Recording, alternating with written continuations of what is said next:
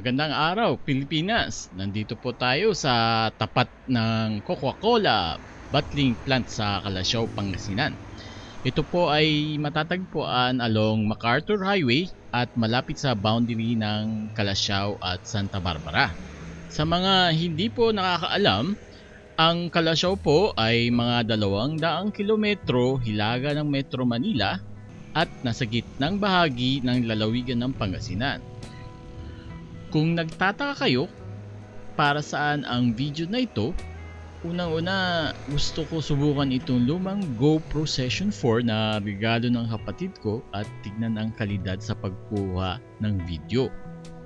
Pangalawa, institusyon na kasi itong planta nito kaya gusto kong i-feature sa YouTube at bigyan kayo ng konting kaalaman at kasaysayan.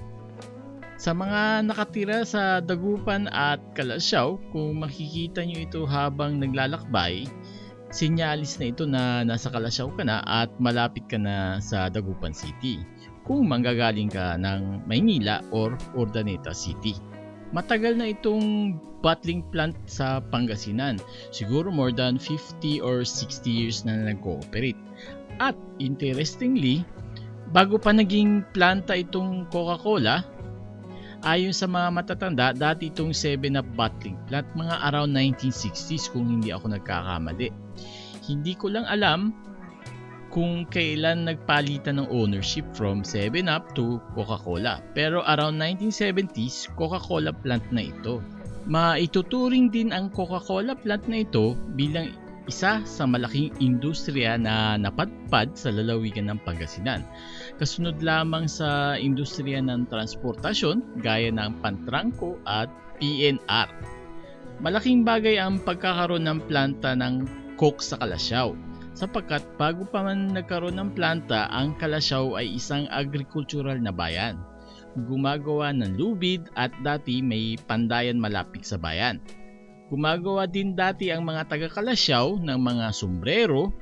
Sa katunayan, makikita ito sa bas-relief sculpture na makikita malapit sa pasok ng bayan. Panghuli, ang planta na ito ay nagbibigay ng direct at indirect employment sa Pangasinan, sa manufacturing, sales at sa industrial maintenance ng planta sa mga makinarya nito. Sana itong maikling video na ito ay nakapagbigay ng konting kaalaman para sa inyo at sa isang pagpugay sa mahilig uminom ng soft drinks.